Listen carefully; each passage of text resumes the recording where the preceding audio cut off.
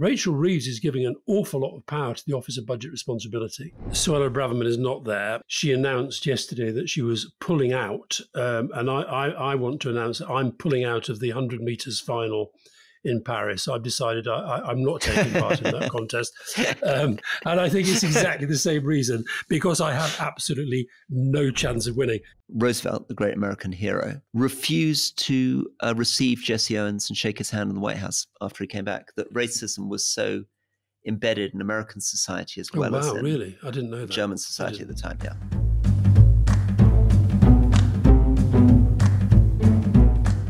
Welcome to The Rest is Politics with me, Rory Stewart.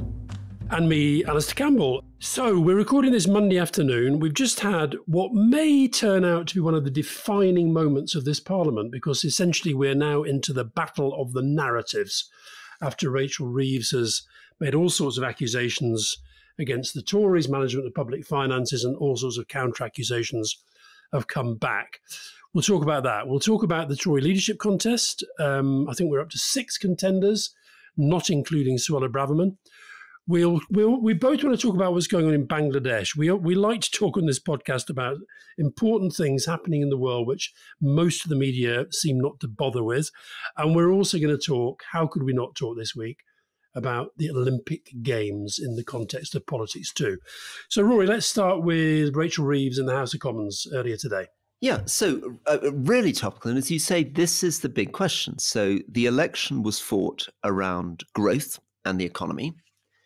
And as everybody pointed out during the election, neither the Labour nor the Conservative parties, nor in fact pretty much anyone else, was remotely honest about the economic problems the country faced. And both the major parties were completely tying themselves in knots, promising that they weren't going to raise any taxes, and leaving us with this big problem, which is that there's a public sector is creaking, NHS in trouble, schools in trouble, infrastructure in trouble, not much government revenue coming in, huge amount of debt, and all these parties saying they're not going to raise any taxes. So where are they going to get the money from?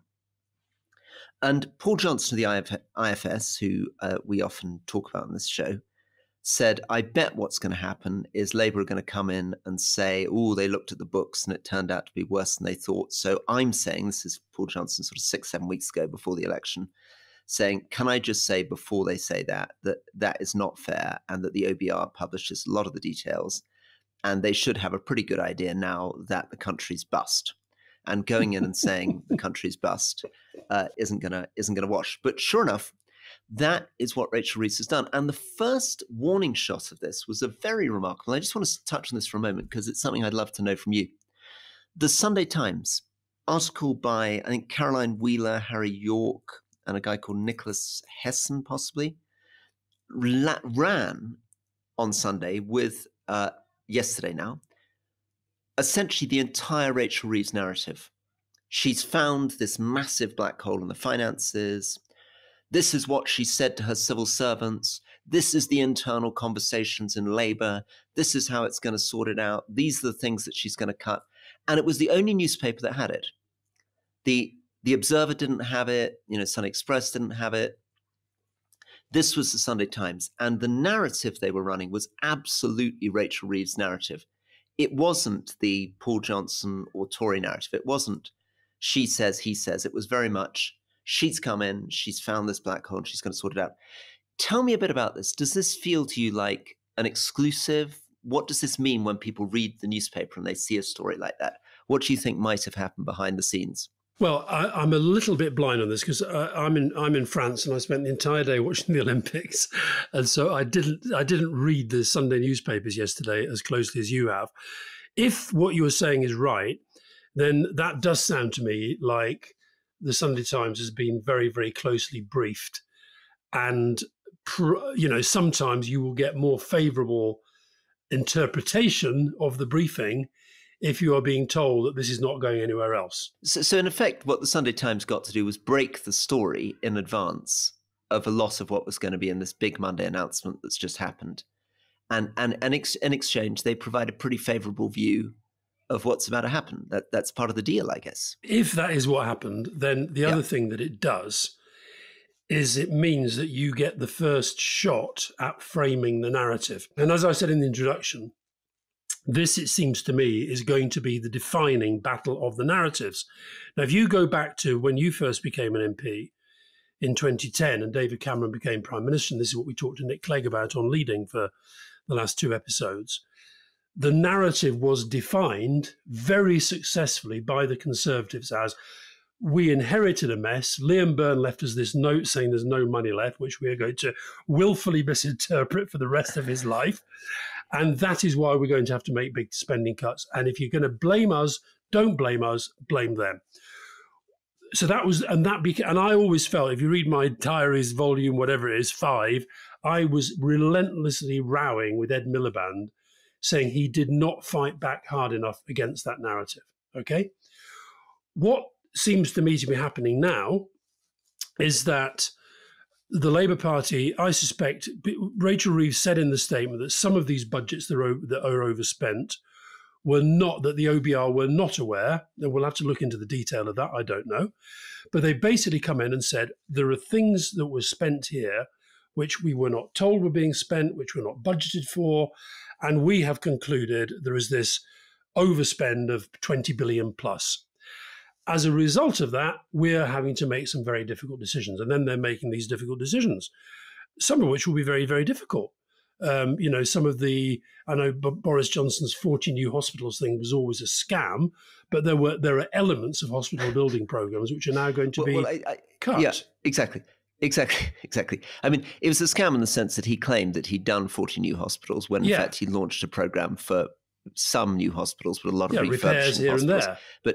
But the fact is, it was a budget for fixing up hospitals that is now being cut. Yeah, exactly. Yeah. And then the other thing, so that we talked last week briefly on the podcast about how Yvette Cooper had gone in and said, we thought it was 350 million on Rwanda or 500 million, but in fact it was 700. So there's 200 million gone. So what Jeremy Hunt seems to be doing as the Shadow Chancellor is coming back and saying, you knew everything about the finances. This is a complete political game, because what you tried to do is presage very difficult decisions and pin the blame on us. Yeah, just for a second, because you've talked about battle of narratives and Ed Miliband. So we'll need to talk about this bit as we get into the Tory leadership contenders. But I guess it would be smart for all the Tory leadership contenders, from their point of view, to very strongly try to fight back against the narrative that the Tories bust the country. Otherwise, they're going to face for the next 10, 15 years, every time they go into an election, the narrative they bust the country, just as I guess Labour felt right the way through to 2024, that they were fighting elections where the Tories were able to keep that narrative going from 2010. That's a really interesting question, because, of course, if you read what Kemi Badenoch has been saying, she seems to me to be she wants to challenge the narrative of the past. She wants to be challenging the decisions that were taken by the last government. The piece that she wrote in the Times, yet another one who was given very favourable coverage. I suspect Mr. Gove may have oiled a bit of the sort of, the plumbing in there to help her in there. So she's gone in there, and she seems to me she wants to challenge the narrative. And likewise, don't forget the other thing that Labour will want to keep front of public mind is Liz Truss. Now, I don't know the extent to which that figured in today, but at some point during the leadership election, they presumably have to be confronted with what they thought of the various political and economic decisions made by predecessors. I mean, I always find with your old party, Rory, although I see David Gauke has rejoined it, we should talk about that. But what I always find is that your debates, it seemed to me, do get defined very much by the leaders and the budgets of the past. So Margaret Thatcher and Nigel Lawson still figure hugely in debates about the future of the Tory party. Now, is it not time that somebody came along and said, you know what, we've just got to accept it. We balls things up big style, and here's a changed conservatism that I'm going to bring forward.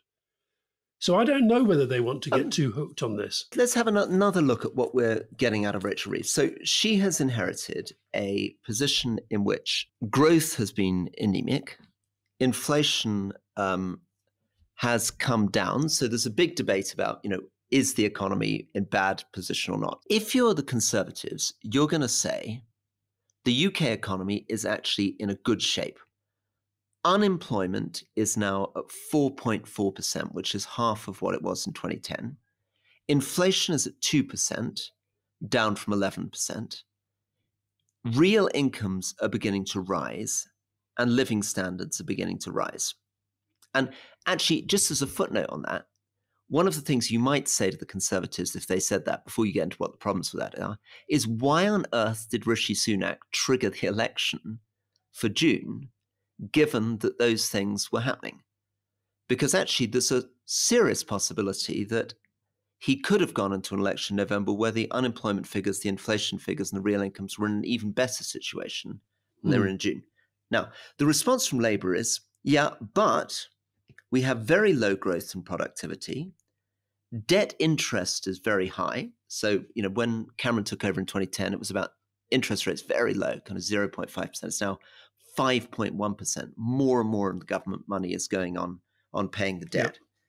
The pandemic, and of course, these big structural problems of an aging population, which means that Rachel Reeves went into this election effectively having to sign up to billions of pounds of Tory spending cuts. And in the statement she made today, she said she's going to do another 3% of spending cuts against departments, going after what she calls back offices.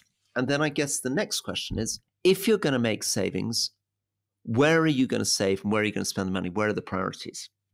She's decided that she has to accept the recommendations of the public sector pay review body, which is putting up salaries for basic NHS workers and for teachers. So millions of people, over 1 million people, by I think 5.5%.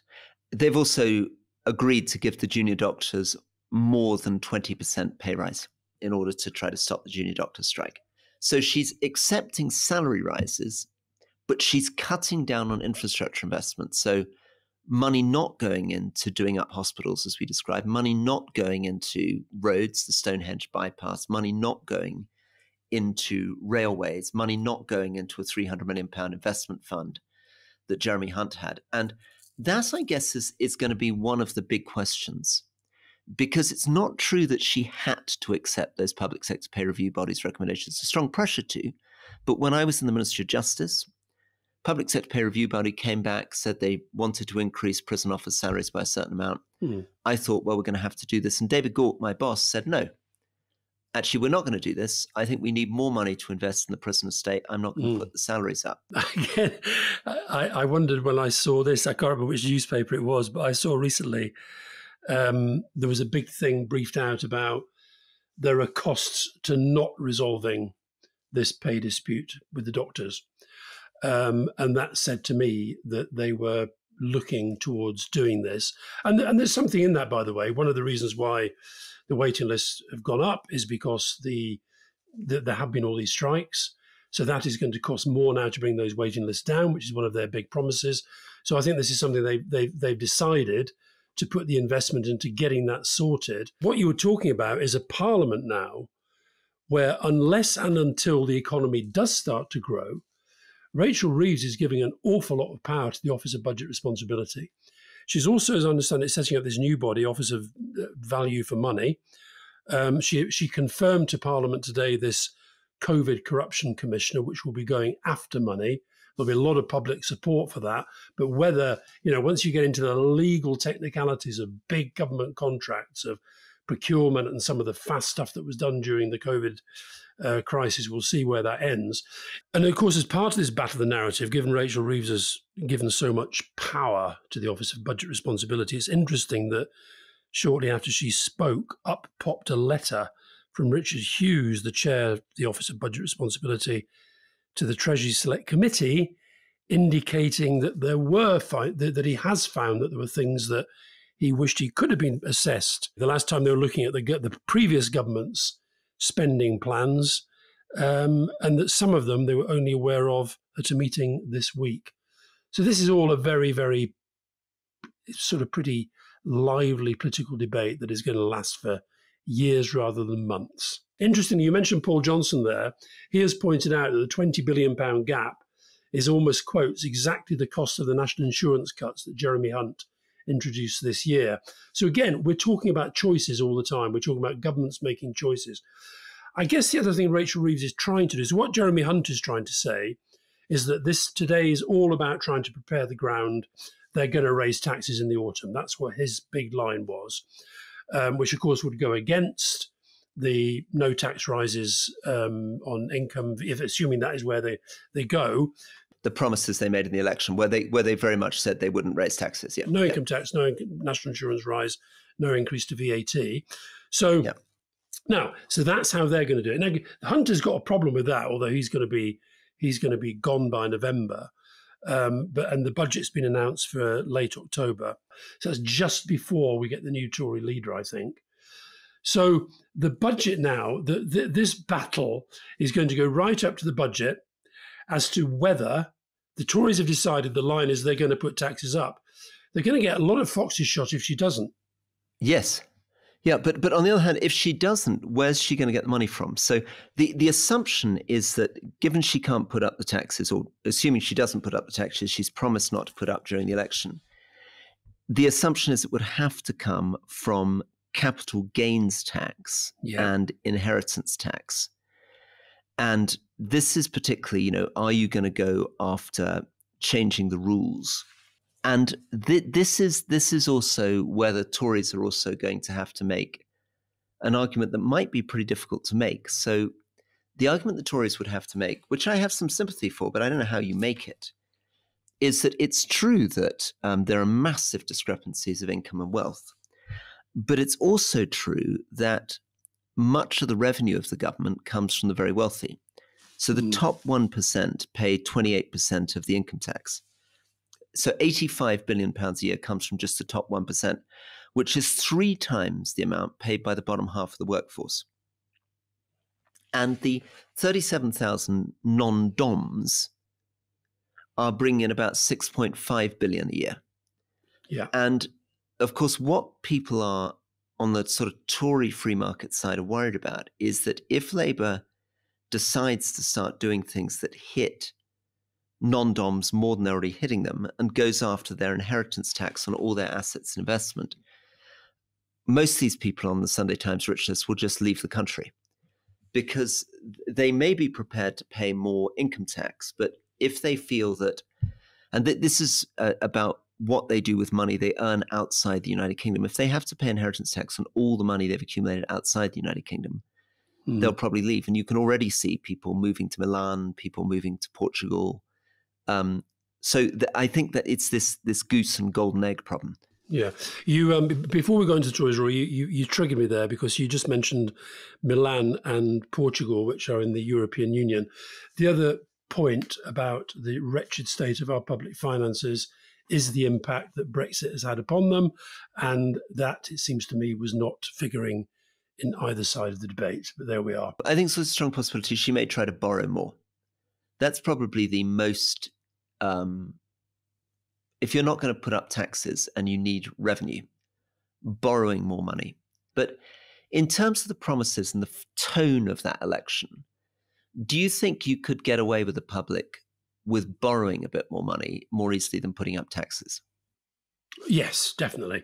But I said earlier, she has given an awful lot of authority to the Office of Budget Responsibility, which is not necessarily a bad thing. But I think we're in exactly the same place that we were, is that ultimately the economy is going to have to grow. And what you saw in the King's speech was them sort of setting out some of the first steps on that, particularly in relation to planning and housing and building. And then we're now going to have to see, there's a lot of focus in this on public-private partnership and investment coming through the private sector and so forth. So I think there is an element of a plan to this, but I still think what today really was about was this setting the framework for the politics of the economy for the next bit, possibly for the entire Parliament. And ultimately, if Labour get the economy growing, they will probably win the next election. If they don't, then they'll be in a bit of trouble. And I think that's where we are. Now, who are they going to be facing, Rory? Who are they going to be facing? Well, this is good. So the deadline has just passed, and I think about an hour before we recorded this podcast. So there are 6 MPs will be in the running for the 3-month-long contest. And they are Tom Tugendhat, Mel Stride, James Cleverly, Kemi Badenoch, Robert Jenrick, Priti Patel. And it's a very interesting new method where they're going to try to get down to 4 MPs by September who are going to make their pitch at the Conservative Party conference in the weeks leading up to it. And then the MPs will narrow down the list to 2 candidates. So I suppose the first thing to ask you is, what do you think of this group? It's 4 men. And Robert Jenrick, Tom Tugendhat, Mel Stride, I guess, look like central casting, just very superficially, white, middle-aged British men. It's very young. So these are MPs who are mostly in their 40s. They are all MPs who either joined with me or joined after me. So they haven't reached back before 2010. So none of these people were in the cabinet in 2015. Many of these people have never really made it into the cabinet at all. So as far as I know, Robert Jenrick, Tom Tugendhat attend cabinet, but were not secretaries of state, which is very, very unusual in a leadership race. So if you looked at the last 6 in the run against Boris Johnson, everybody was a secretary of state running a department. The other thing is that traditionally the people who become leaders in the Conservative Party have often been from what's called pompously the great offices of state. They're people who've been chancellors, foreign secretaries, home secretaries. So, Theresa May was home secretary, Boris Johnson was foreign secretary, Rishi Sunak was chancellor, Liz Truss had been foreign secretary. In this case, James Cleverly was home secretary, Priti Patel was home secretary, but Kemi Badenoch, who's the front runner, has never had any of those big offices.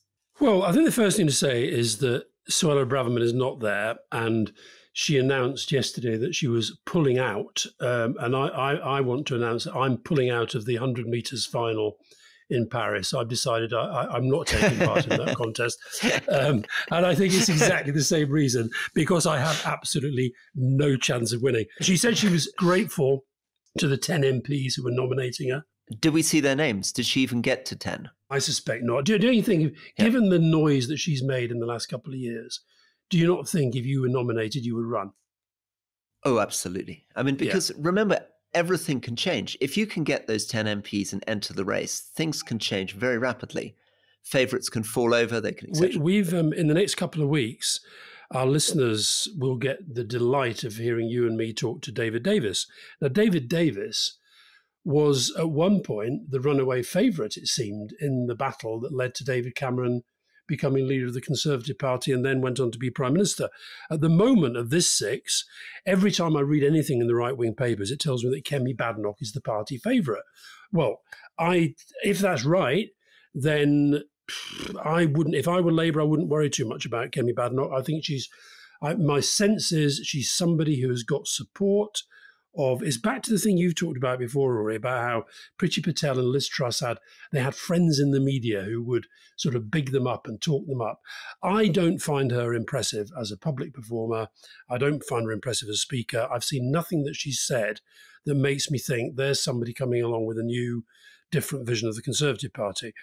Tom Tugendhat, I had some time for until he came out the other day and decided, do you know what, this ECHR thing, maybe it's not all it's cracked out to be.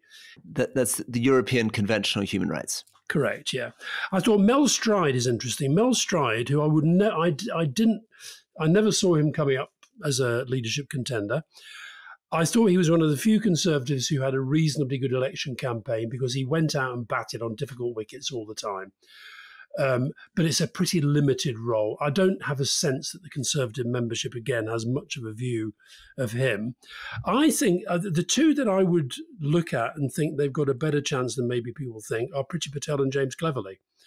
Now, you, I think at this stage, are we too early in the leadership contender contest for you to do an impersonation of Priti Patel? Because people who've listened to your book tell me that it's really good. She's very difficult to do. I might appeal to your musical ear to see if you can give it a go. It's a sort of funny kind of Essex Hertfordshire combination. And the intonation is always on a very unexpected word. She always emphasizes the word that you're not expecting her to emphasize. I'm going to listen out for this now. I'm going to listen out for this. Anyway, but I my sense is that she's got, you know the Tory party better than I do, but she sort of got something that maybe they're looking for right now. Bit of experience, very kind of confident in her own skin, and, pretty tough performer. Well, it's a fascinating thing. So just to step back one thing, the election, of course, removed so many of the stalwarts of the party, which is why it's an almost unrecognizable party. So if you think of the people who would have considered running for the leadership, people who were talked about as future prime ministers, in that election, Michael Gove left, Sajid Javid left, Kwasi Kwarteng left, Nadim Zahawi left, Dominic Raab left, and obviously Matt Hancock left. So all that generation, that's a good 6 people not around. They also lost a lot of the people that were, I thought the hope of the kind of centre-right. So Alex Chalk lost his seat, Gillian Keegan lost her seat, Victoria Prentice lost her seat, Tobias Elwood lost his seat. But also leadership candidates, Grant Shapps, Penny Mordaunt lost their seats. Yeah. And almost half the cabinet left and 2/3 the MPs. So this is a very odd competition. They're trying to choose 6 MPs with a very, very limited number of MPs voting for them, and many of the kind of core of the David Cameron, Theresa May, Boris Johnson government have completely vanished already. Yeah, they just don't exist anymore. Most of Boris Johnson's cabinet's gone, most David Cameron's cabinet's gone, most Theresa May's cabinet's gone. It's very, very interesting. If you had to put your money on it now, who do you think is the favourite? The favourite. And based upon the system, because the system, as you say, it's down to 4 MPs and then to 2. And then it's down to 2. So the reason that Kemi Badenoch is the favourite at the moment will be because MPs believe, or many MPs believe, that she's going to be the most popular with the party as a whole. So what they're going to think is we're going to produce 2 candidates finally, and the party members, these sort of 120,000 party members who are older and more right-wing than the general population, will then have the choice of which to go with. And MPs are very, very anxious about their jobs. They're very anxious about getting in the shadow cabinet. So if they think one of these candidates is more likely to win with the members and therefore more likely to be leader, they will have a tendency to want to make nice with her early. That was basically the Boris Johnson phenomenon. How can you explain the fact that all these MPs thought that he was dishonest and incompetent and not good at his job, but they went for him? Well, it was because they thought the party members would go for him massively. But none of these people are that far out in the way that he was. No. It's so nothing like that. It's entirely possible that you could have a David Davis situation here. You could have somebody who is constantly being written up as the favourite who gets pulled in. So you think the final 2 will be Kemi Badenoch, James Cleverly, or Priti Patel? Yeah. You think Robert Jenrick, Tom Tugendhat, Mel Strode be knocked out? Do you think any of those other 3 could make it through? Well, I think first thing is it's a long race. It's very interesting. They've changed it to this final 4 thing, which actually would have been very helpful in previous races, which is it means it gives a few weeks for the country. Because you'd have got there. Exactly. You'd have got there. Exactly. Yeah, exactly. That's how it's purely self-interested, all these analyses. Let's just look at these candidates for a second. So Kemi Badenoch, very likable. I mean, it's always very polite to everybody right across the party. Is she likable? Is that what you? Because I don't hear that. One-on-one, she's very charming. Right. But she was seen as deeply disloyal within Rishi Sunak's cabinet, and there was a lot of briefing against her from Rishi Sunak's she cabinet. was.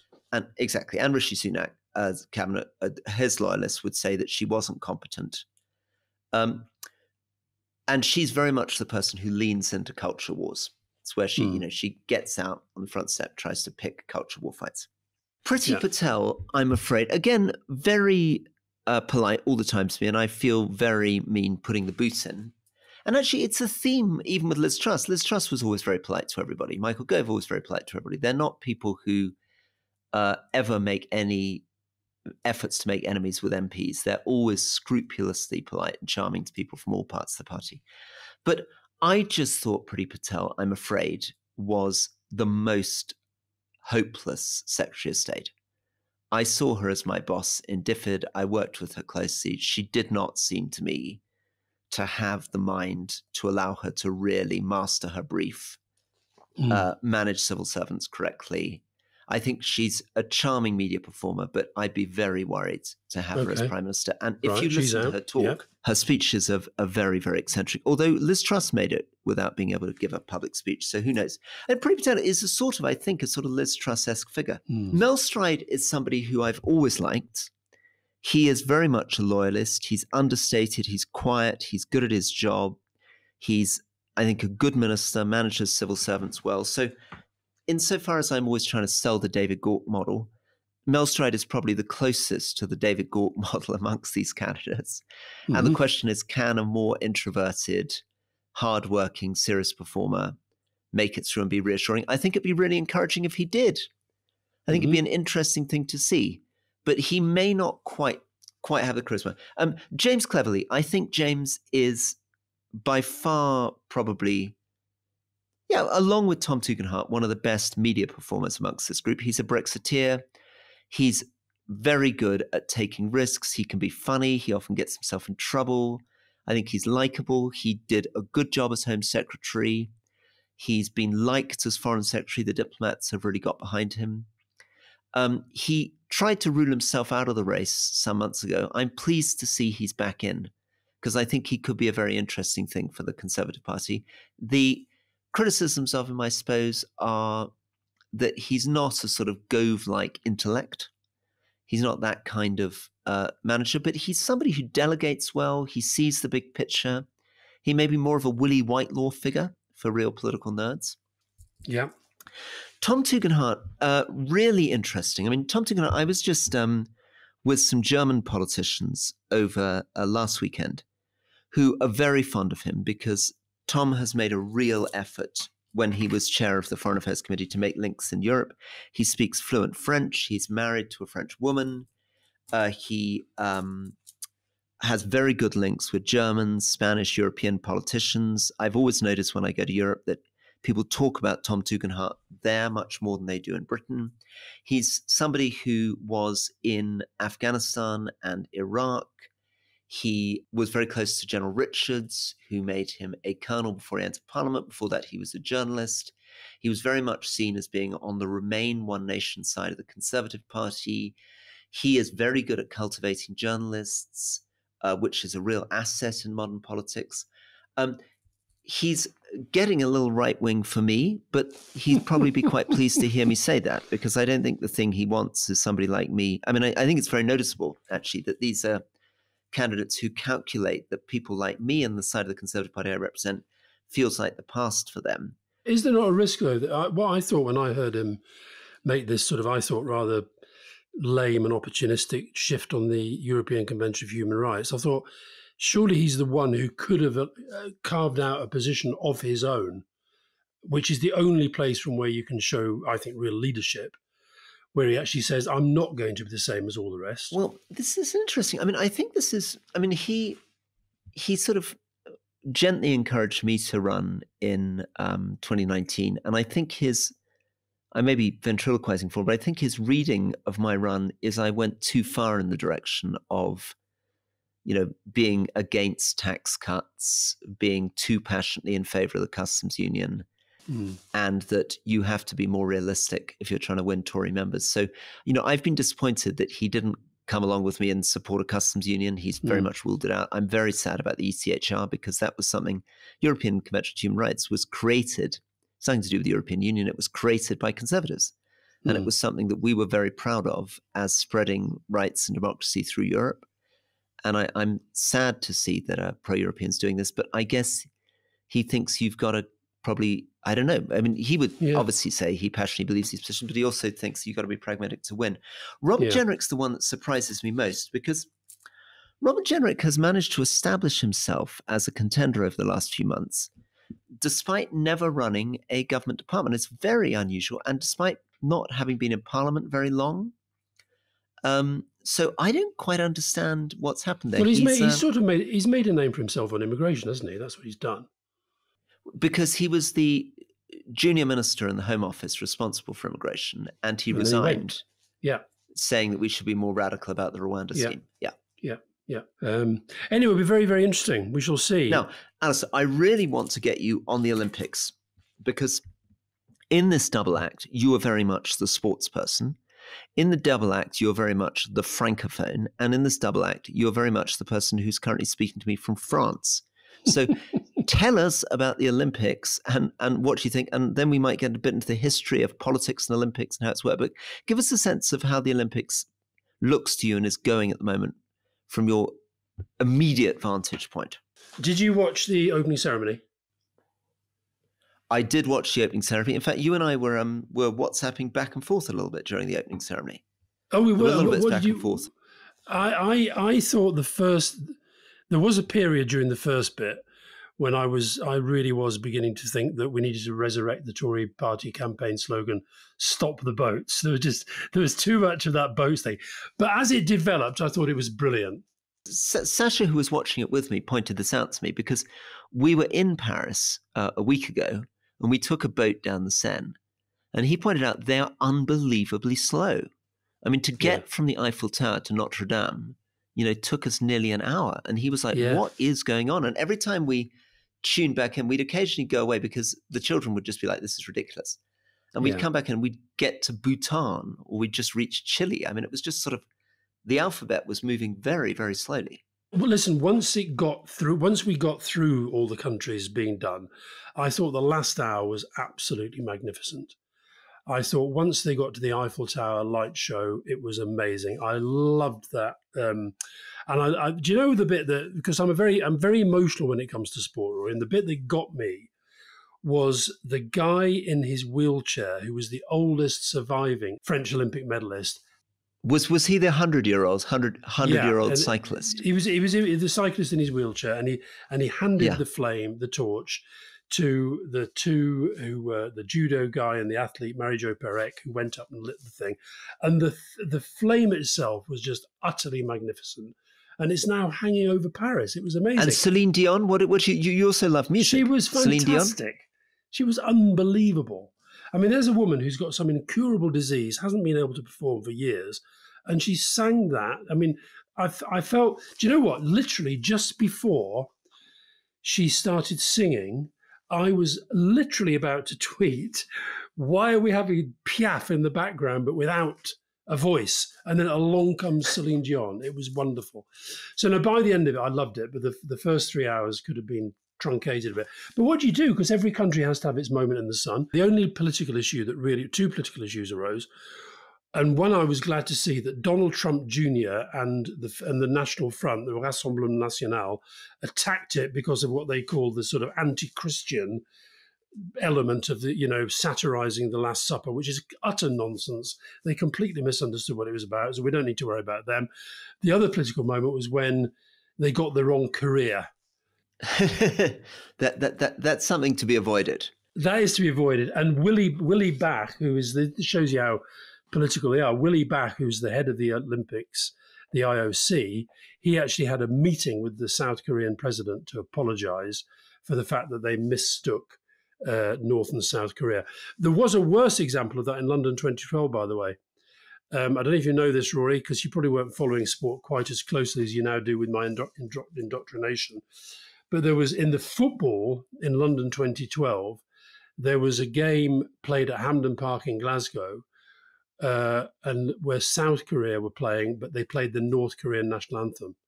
So that was even worse, because that's actually forcing people. That's forcing a team to listen to your mortal enemy's national anthem. So that was a bit tricky. But listen, in France. It's going unbelievably well. They're winning quite a few medals. Just go back to this phenomenon, though. So this was set up, the Olympics, by a guy called Pierre de Coubertin, who's a French baron in the late 1800s. And he was really excited and inspired by the ancient Olympic Games that happened in Greece and that ran for an incredibly long period, from about 700 BC through to about 200 AD. Yeah. And he was a Frenchman who was absolutely obsessed, unlike you, Alastair, with British private schools. He loved the fact that kind of British boarding schools produce these kind of muscular Christians. That's what he loved. No, Rory, I am obsessed with British private schools. I share the obsession. It's just that I think they should be shut.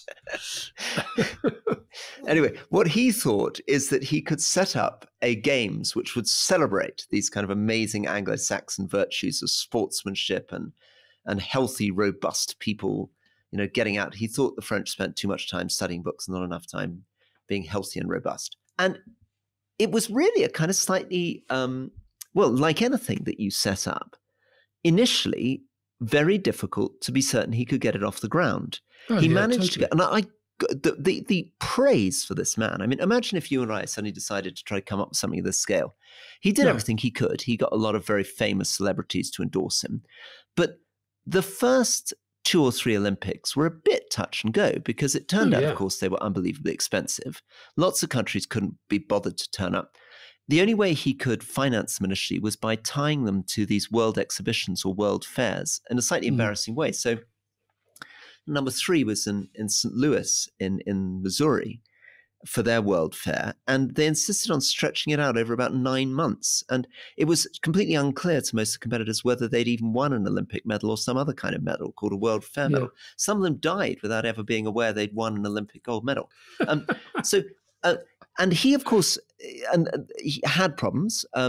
He was pretty opposed to women's participation, and this continued to be a theme right the way through to the 1940s.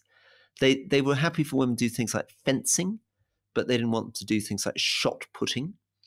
There was a long tradition through to the 30s where there was also awards for literary achievement at the Olympic Games and town planning. You could get a gold medal in Olympic town planning. I think Britain once got a medal in town planning. Very good. Very good. Now, then we come into the modern day, and I guess the Olympics that we all remember are, I suppose, 1972, which was the Munich Olympics with the massacre of Israeli athletes. 1988, Ben Johnson doping. 2002, Salt Lake City, bribery. 2016, Rio corruption. And a sense, I think, that the Olympics, this is my challenge to you, where I'm going to sort of hand back to you. The odd thing about the Olympics is not quite keeping up with the change in the world. We often talk about the fact that back in the 1970s, the G7 were 70% of the world economy, and now the BRICS are about the same size. So Brazil, Russia, India, China, South Africa. The Olympics is not quite showing that change. So despite the fact that we went Salt Lake City, Athens, China got it in 2008, which you would have thought was the beginning of the new world of shifting away from the West. But it was then London 2012, Rio 2016, I guess, which is more BRICS, but then Japan 2020, Paris 2024, US, Los Angeles 2028, and Australia 2032. Well, look, London, Paris, and next time Los Angeles will be the 3 cities that have had it 3 times. Right. And look, it is such a big thing. I mean, look, when you look at the program for the Olympic Games, I was just reading through it last night. When you look through the program, to pack this much into 2 weeks is absolutely extraordinary. And very, very, very few cities can do it effectively. You're right, though, about the way that it's grown. The way it's grown is absolutely phenomenal. My favourite political story, I must tell you, Rory, goes back to Athens 1906. Oh, yes, good. Okay. This is a gentleman by the name of Peter O'Connor. Second Athens Olympics. Olympic, right? And this is a guy called Peter O'Connor. He was Irish, but he gets to Athens and discovers that because Ireland doesn't have its own Olympic committee, he's not allowed to represent Ireland. Well, because Ireland's still part of Great Britain, right? Yes, exactly. Exactly. So, but he's not. He doesn't consider that, Rory. You know the history of this, don't you?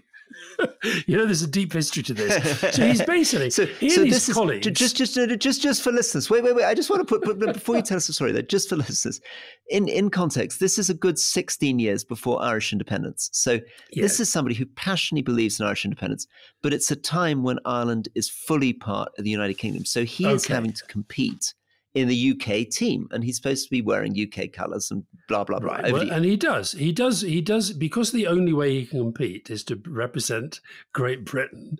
He does compete. And in his first event, he wins a silver medal. During the winners' ceremony, where they're presenting the medals, he removes from his kit an Irish flag.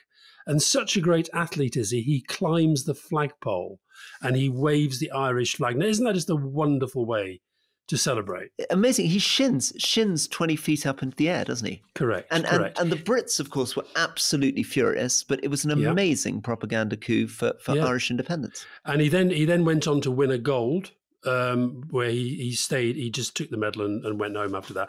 I'm not sure you're right about the way that they reflect things. So Antwerp, 1920, lots of countries were banned from taking part because of the outcome of the First World War. Austria, Bulgaria, Germany, Hungary, they weren't allowed there. Soviet Union decided not to bother.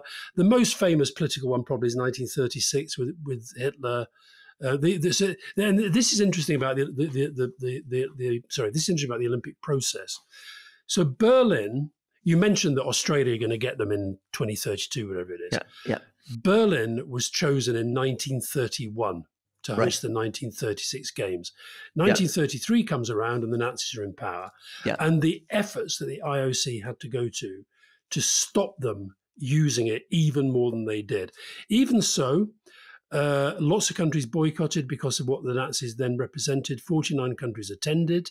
The IOC did insist, by the way, that there had to be at least one Jewish athlete on the German team, and somebody called Helena Mayer would represent in fencing. And of course, Hitler's massive propaganda efforts were defeated really by Jesse Owens, because he won 4 gold medals and he was black.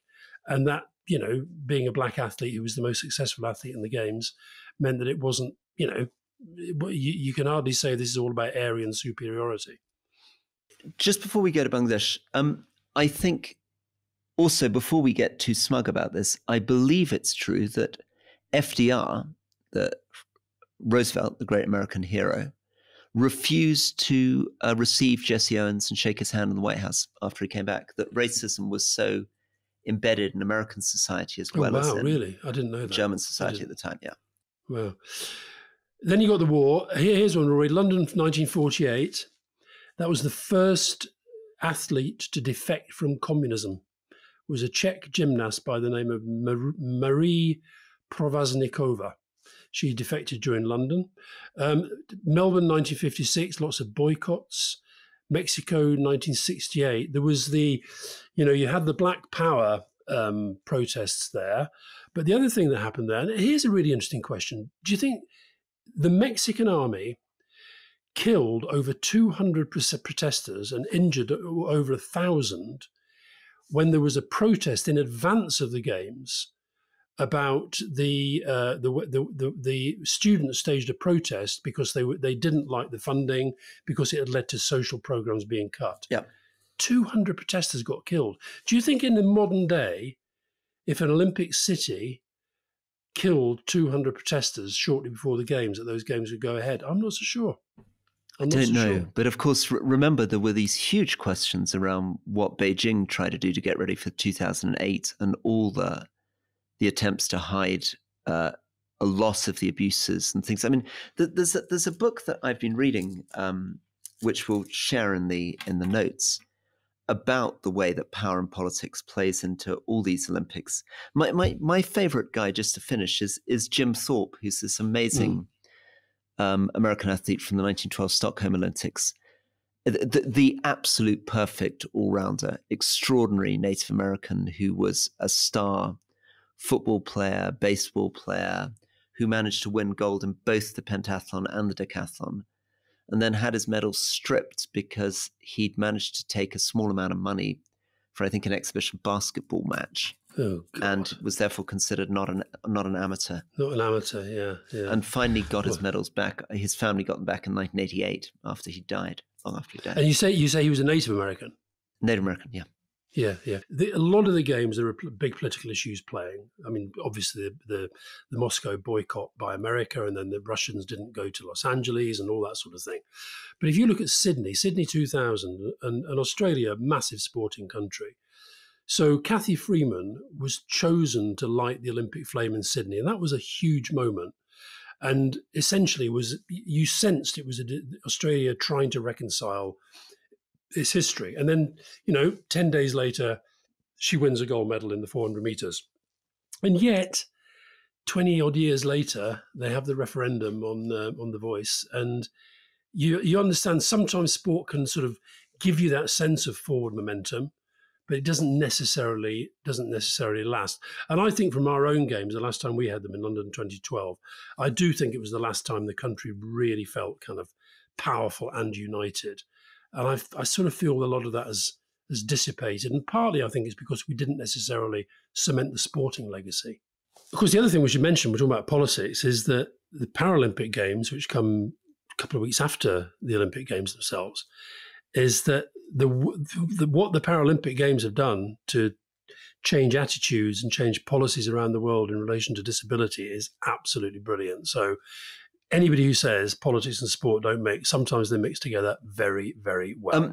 Let's finish on Bangladesh. So often in the podcast, we will introduce people to a country and an election, and then we won't necessarily follow up on what happens next. So to remind people, Bangladesh was a country that had been broke away from Pakistan in the 1970s, was famously described as a development basket case, one of the poorest countries in the world, horrible floodings, went through periods of military rule and coup, became a democracy in the 1990s, and there was proper peaceful exchange of government back and forth between the two main parties until 15 years ago, Sheikh Hasina, who runs the Awami League and who's the daughter of the great independence hero of Bangladesh, took over, female head of state, secular Muslim, been good at balancing India and China, taken millions out of poverty. There was a moment when the Bangladesh economy looked like it was delivering GDP per capita better than India. Amazing progress in the garment industry. But as we pointed out, has become more and more authoritarian. So 20,000 members of the opposition facing court cases and an election which was boycotted by the opposition, which Sheikh Hasina walked, bringing her in effectively now as an authoritarian ruler. Democracy is finished in this very large country, very important country, Bangladesh. And now over to you on what's happened recently.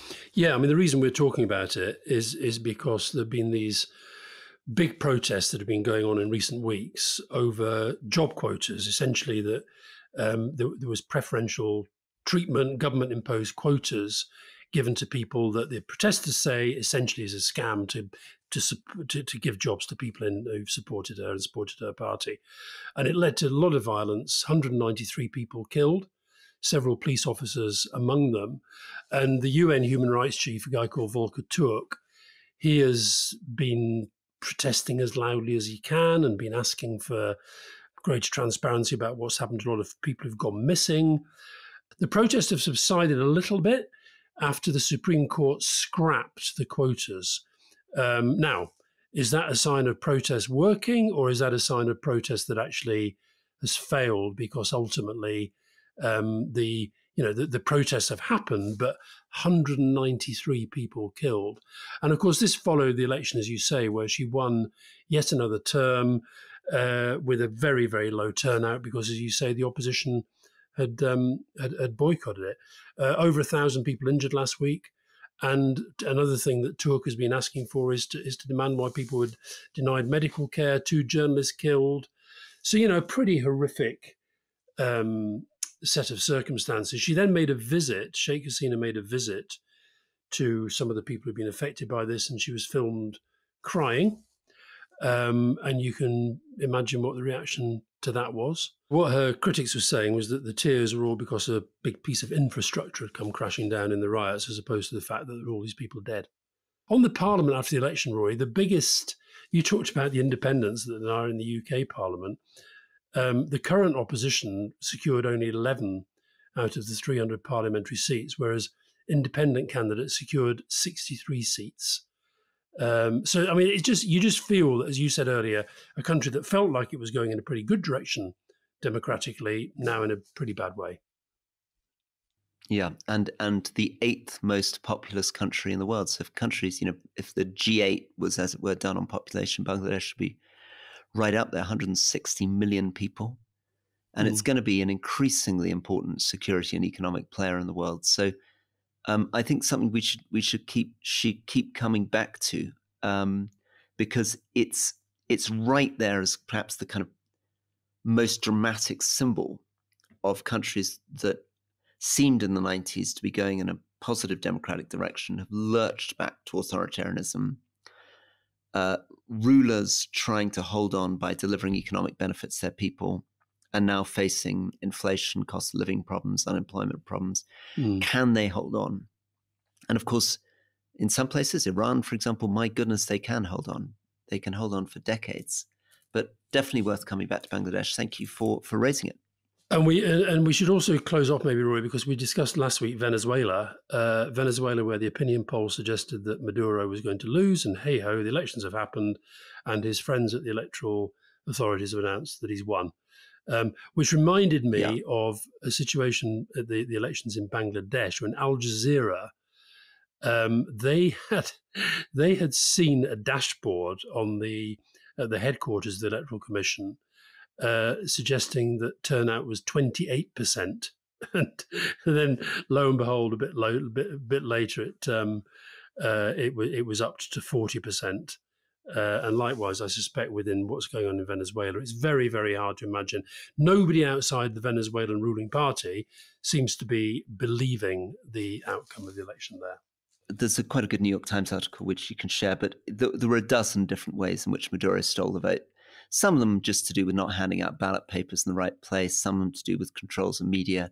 I mean, it isn't all about stuffing ballots. It's if you get into the mechanics of how people steal elections, there are lots of sort of cunning ways of tipping things in your direction. But a tragedy for Venezuela, because it looks like, for the moment, another 6 years of Maduro. Which just brings me to a small tribute to my friend James C. Scott, who you would have loved. He was a Yale political scientist who began his working life as a pretty radical anthropologist in Malaysia. He wrote a book that we've recommended on the podcast called Seeing Like a State, which, with the subtitle, How Certain Schemes to Improve the Human Condition Have Failed, looking at kind of crazy ideas of central government, from ground nuts in Tanzania to Prussian forestry. He's a beautiful, funny writer. I was lucky enough to be able to interview him on my BBC series on ignorance just before he died. He lived in an amazing farm, driving a really crapped up old tractor on the outskirts of Connecticut, and is a huge loss to anthropology and political science. Brave, funny, provocative. So very sad that he's gone. And thank you, Alastair, for joining us today. See you soon. See you. Bye-bye.